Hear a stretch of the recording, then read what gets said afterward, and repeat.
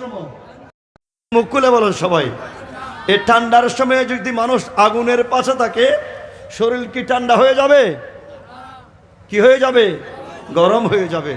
আল্লাহর ওলিরা হচ্ছে আল্লাহর পেয়ারা রসুলের নবুয়তের রাডার থেকে এমন কিছু গরম নিয়ামত আল্লাহর পেয়ারা মাহবুবের সেই ওয়ারিসদের কলবের মধ্যে আমানত রেখেছে। যদি আমরা সেখানে গিয়ে বসতে পারি, সেখান থেকে তারা আমাদেরকে এমনভাবে সাপ্লাই করে, ওই সাপ্লাইয়ের মাধ্যমে আমাদের ঠান্ডা কলব গরম হয়ে যায়, মরা কলব কি হয়ে যায়? জীবিত হয়ে যায়। বড় করে বলুন সুবহানাল্লাহ। মনে রাখবেন তো। আসুন আমি বাকি কথা শেষ করে দিই।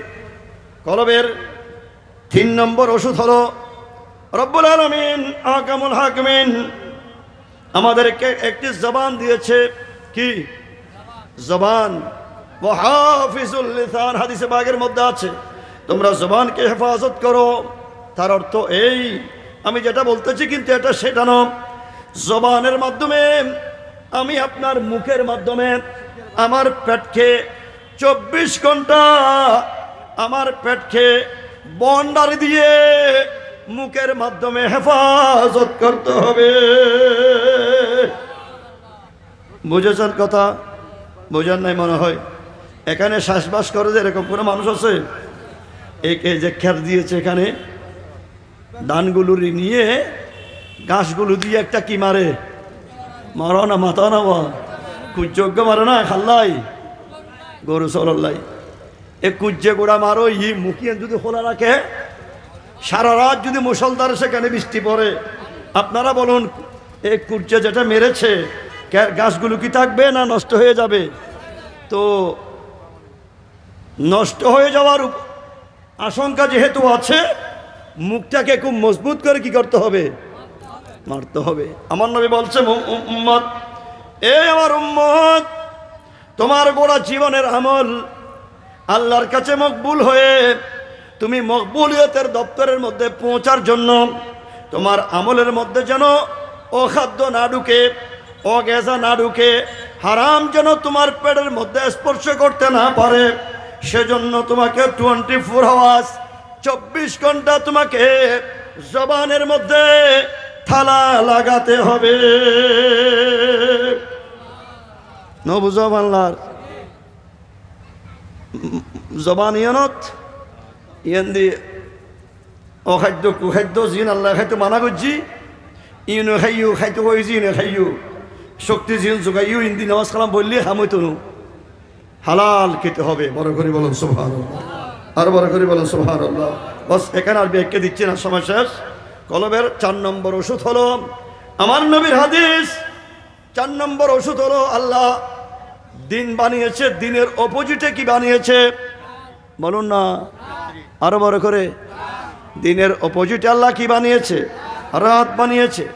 আল্লাহ বলেছে ওয়ান্নাহারে মাশা, আমি আল্লাহ দিন বানিয়েছি তোমাদের জীবিকা অর্জন করার জন্য।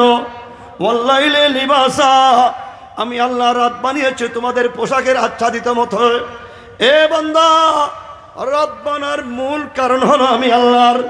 তোমরা রাতের গভীর ভাগে উঠে রাত শেষ অংশের মধ্যে ঘুম ভেঙে উঠে আমি আল্লাহর দরবারে তোমরা নামাজের মধ্যে রত হয়ে চোখের পানি যখন তোমরা গিরজারি করবে, গভীর রাতের ইবাদতের মাধ্যমে তোমাদের মৃত্যুকলব জীবিত হয়ে যাবে। দরকার আছে? বলুন না, বলুন না। এখন আজকের এই দিনে যদি আমরা হিসেব করি প্রায় 9 থেকে 10 ঘন্টার মতো রাত, এরপরও 10 ঘন্টা রাত, 3টার সময় ঘুম ভেঙে যায়, এরপরও আমরা এদিকে ওদিকে হতে হতে 7টা না বাজলে ঘুম থেকে উঠি না। নাউজুবিল্লাহ বলুন। মারা বন্ধুরা, মুরব্বীরা, যদি আমরা রাত্রের শেষ ভাগে উঠে আল্লাহর দরবারে যদি আমরা একটু আল্লাহকে ডাকতে জানি, ডাকতে শিখি, আল্লাহর পেয়ারা রাসূল ইরশাদ করতেছেন গভীর রজনীর ইবাদতের মাধ্যমে মানুষ ইনসানে কামেল হয়ে যায়। বড় করে বলো সুবহানাল্লাহ। আল্লাহর পেয়ারা রাসূল হাদিসে পাকের মধ্যে ইরশাদ করেছেন হুব্বিবা ইলাইয়া সালাসুম মিন দুনিয়াকুম। সুবহানাল্লাহ বলুন। আমি এটা এটা আমার ওয়াজের মজমুন কথা নয়, এটা এই কারণে বলছি, নবীজির এরশাদ করতেছেন আমি দুনিয়ার জমিন থেকে তিনটি বিষয়কে মহব্বত করি। নবীজি বলা মাত্র ইসলামের প্রথম খলিফাতুর রাসূল সিদ্দিক আকবর বলতেছে, রাসূল আপনার গুলো আমি কবুল করেছি, আমি আবু বকর সিদ্দিক আরো তিনটি বস্তুকে মহব্বত করি। বড় করে বলো সুবহানাল্লাহ, আরো বড় করে বলো সুবহানাল্লাহ। অর্থাৎ সাহাবায়ে কেরাম যারা, তারা নবীজিকে কিভাবে অনুসরণ করেছে, অনুকরণ করেছে, এটা আমাদের জীবনে বাস্তব শিক্ষা রাসূল পাকের দর্শন থেকে আমাদেরকে নিতে হবে। বড় করে বলুন সুবহানাল্লাহ। সিদ্দিক আকবর বলেছে, রাসূল আমার সবচেয়ে বড় প্রিয় বস্তু হচ্ছে আন নজরু ইলাইকা মিন ওয়াজহি রাসূলিল্লাহ সাল্লাল্লাহু আলাইহি ওয়াসাল্লাম। বড় করে বলুন সুবহানাল্লাহ। আল্লাহর প্যারা রাসূল এর জামাল মুস্তাফা, নবীর নূরানি চেহারা আকদাস আমাদের গোড়া জীবনের ইবাদত দিয়ে একবার দেখা সম্ভব নয়। যদি দেখা হয়, আল্লাহ তার জন্য জান্নাত ওয়াজিব করে দিয়েছে। বড় করে বলো সুবহানাল্লাহ। আর সিদ্দিক আকবরের প্রেম হলো 24 ঘন্টা মুস্তাফার জামালকে দেখে থাকা। বড় করে বলো সুবহানাল্লাহ।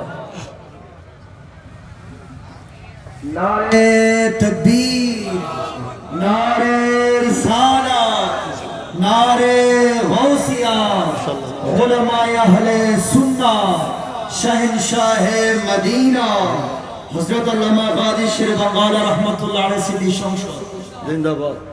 মারহাবা। আলহামদুলিল্লাহ, আমি আপনাদের এলাকার সন্তান। বয়ান ও তাকরীর করার জন্য সময়ের প্রয়োজনীয়তা আছে, সর্বোপরি এলমও লাগবে, ঠিক কি না? শুধু এলম এবং সময় থাকলে হবে না, যিনি বক্তা হবেন তার মধ্যে আমলও লাগবে। বলুন না, তার মধ্যে কি লাগবে? আমলও লাগবে। আজকে আমি তাহাজ্জুদের নামাজের ওয়াজ করলাম, তাহাজ্জুদ যদি আমার জীবনের মধ্যে না থাকে, এই ওয়াজ কিয়ামতের ময়দানে একটি ওয়াজ আমাকে ধ্বংস করার জন্য যথেষ্ট। কারণ এই কথার উপর নস আছে। আল্লাহ বলেছে, লিমা তাকুলুনা মা লা তাফআলুন। বান্দা তুমি ওই কথা কেন বলো যেটা তুমি নিজে করো না, যেটা তুমি নিজে করো না। আমি আপনাদেরকে আরজ করবো ভাইরা, ওয়াজ করছি না। এত বিশাল সুন্নি সম্মেলন করেছেন, কম হলেও 50 লক্ষ টাকা আজকের এই মাহফিলে খরচ, ঠিক কিনা? এই মাহফিল থেকে আপনাদেরকে কিছু অর্জন করতে হবে এবং আগামীকাল থেকে এই মাহফিল থেকে আপনাদেরকে কিছু বর্জন শিক্ষণীয় বিষয় নিতে হবে, ঠিক কিনা? অর্জনের মধ্যে আমি আপনাদেরকে 1 নম্বরে বলে যাচ্ছি, আগামীকাল থেকে এই বাড়িরাঙ্গিনায় যে জামে মসজিদ আছে, এই মসজিদের ফজরের নামাজের কাতার যেন একটাও খালি না থাকে।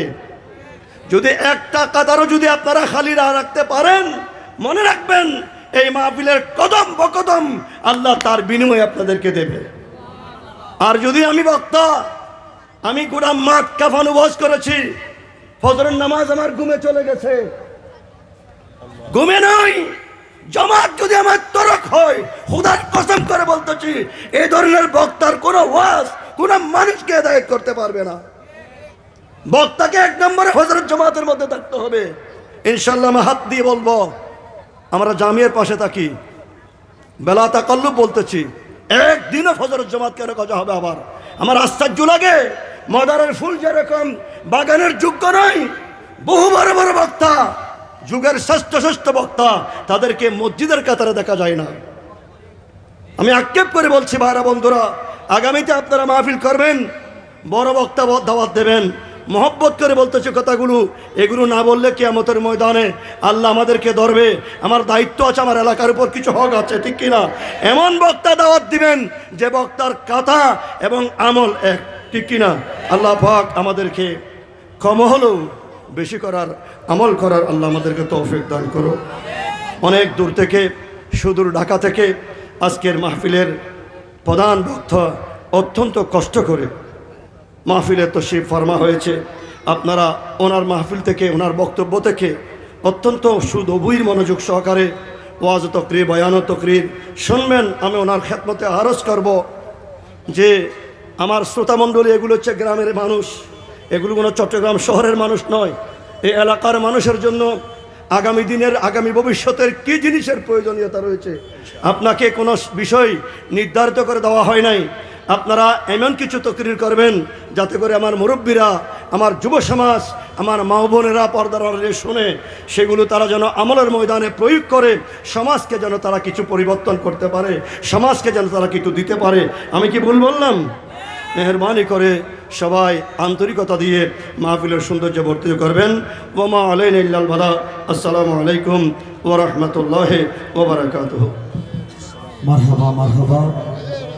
কোরআন ও সুন্নাহর আলোকে অতীব গুরুত্বপূর্ণ তকরীর পেশ করেছেন আহলে সুন্নাত ওয়াল জামাত বাংলাদেশ হাটহাজারী উপজেলার সম্মানিত মান্যবর সভাপতি মুজাহিদে মিল্লাত মখদুমে আহলে সুন্নাত হযরতুল হাজ আল্লামা কাজী মীর মুহাম্মদ হাসানুল করিম মনিরি মুতাজিল্লু। আমি হুজুরকে ইন্তেজামিয়া কমিটির পক্ষ থেকে আন্তরিক ধন্যবাদ এবং মোবারকবাদ জানাচ্ছি।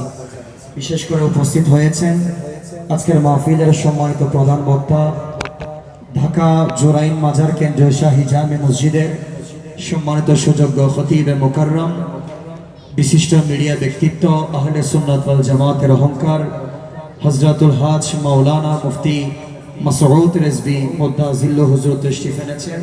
হুজুরের তাকরীরের পূর্বে নাতে মুস্তাফা সাল্লাল্লাহু আলাইহি ওয়াসাল্লাম পরিবেশন করবেন জামিয়া আহমদিয়া সুন্নিয়া আলিয়ার সুযোগ্য শিক্ষার্থী শায়ের হাফেজ মাওলানা মোহাম্মদ আব্দুর রউফ।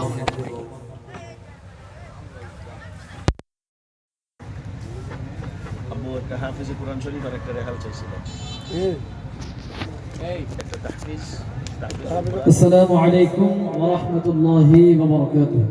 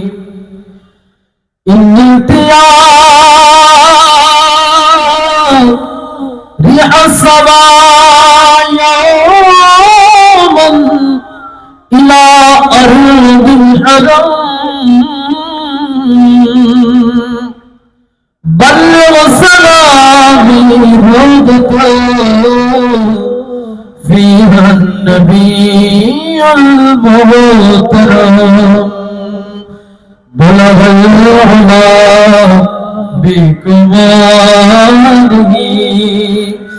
كشف الدجى بجماله حسنت جميع خصاله صلوا عليه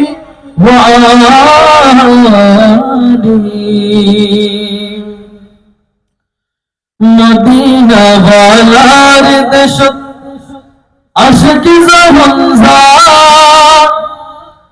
হল জাগানো মদিনা রহি ইস্তিসা